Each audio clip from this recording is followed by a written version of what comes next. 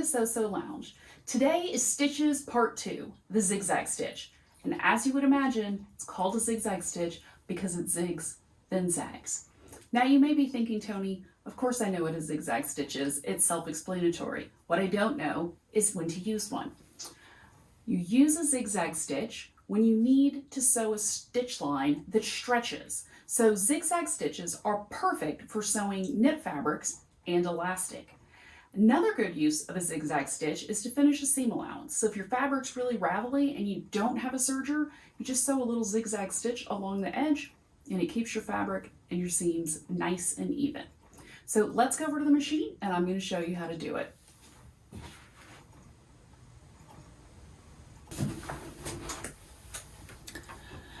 Now zigzag stitches are a little bit more complicated than just the straight stitch because there's so many variables. So with a zigzag stitch, you can change the length of the zigzag as well as the width of the zigzag.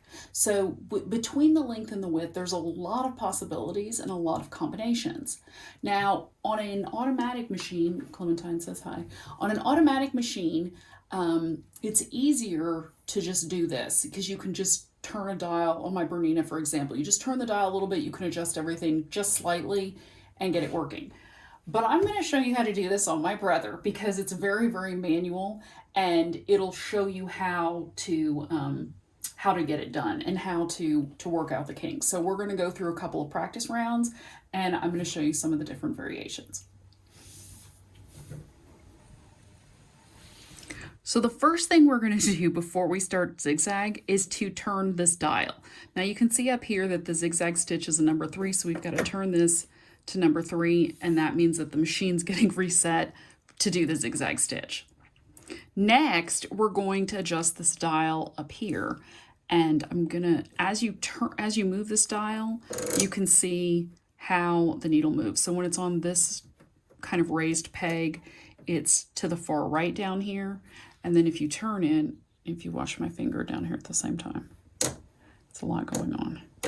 You can see how the needle's moving back to the middle and then it moves over to the far left side.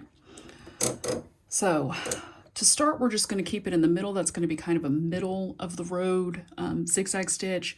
We're going to keep the stitch length at 2.5, and let's practice with this to start. So same fabrics, a different color for zigzag, and we're going to go line it up. Just like our other practice stitching, we're going to use this 5/8 of an inch guide on the sewing machine. I have mine blacked out in Sharpie so I can see it a little bit better. That is the edge we're going to line up the fabric with. And then we're going to push the fabric back a little bit so it's just a tiny bit behind the needle and lower the presser foot. Now another thing you can do to prevent the thread snarl is to roll your needle into the fabric and start from this position, which can also help if you're having problems with thread snarling. So just put your foot on that foot pedal and let's sew.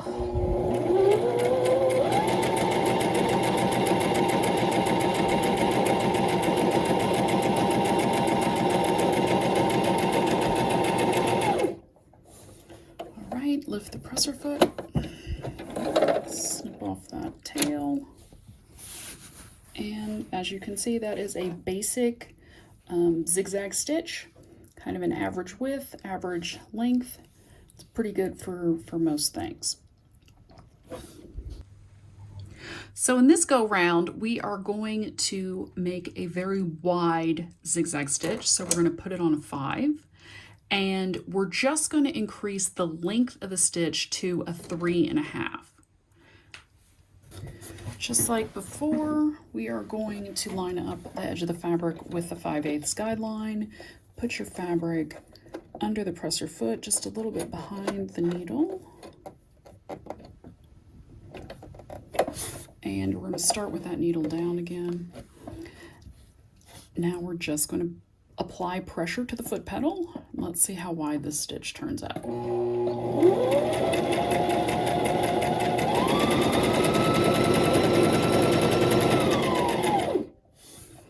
Okay, let's see. tail. Now you've got a wider zigzag stitch. So to compare, one on the left is the first stitch, one on the right is the wider stitch. So depending on what you're using the zigzag stitch for, that's going to depend on how wide and how long you make it. All right, so for this example, which is going to be our third type of zigzag stitch, we're going to go a little bit narrower. So we're going to go down to a 4, and then we're going to go to a much shorter stitch. So we're going to go to a, let's go to a 1 so we can see what that looks like. Line up your fabric with the guide and place it under the presser foot. Lower the presser foot. I'm going to roll that needle forward with my hand wheel, and I'm going to start sewing.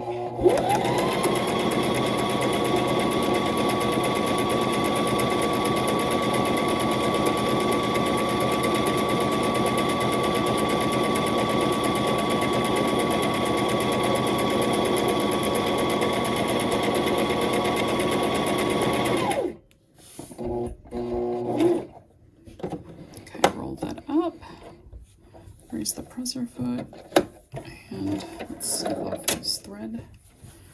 Okay, so you can see how this one is a much tighter zigzag stitch compared to the other two. So that's the last one. And we're gonna overlap all three so you can see everything all together. So these are the different variations of zigzag stitches. You can see there's a lot of variation, and it just depends on what you're using the zigzag stitch for as to what type of zigzag you would like to use. So it's totally up to you, and I suggest that you practice with different stitch lengths and widths until you find a combination that you like.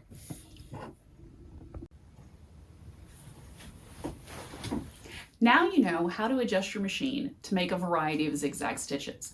And because there's so many possibilities when it comes to the zigzag stitch, I recommend that you take the time with your machine to figure out what combination you like best, and then make a note of the length and the width so that you can keep track of it when you actually need to sew a zigzag stitch. And to help you out with that, I've created a PDF which is in the description below. Print it out, you can attach your sample to it, and add the notes for length and width. If you've got questions and nobody to answer them, think about joining our Facebook group, Let's Talk Sewing for Beginners, hosted by So Lounge. I'm live in the group every Wednesday to answer all your questions and give you helpful tips in sewing. Until then, happy sewing!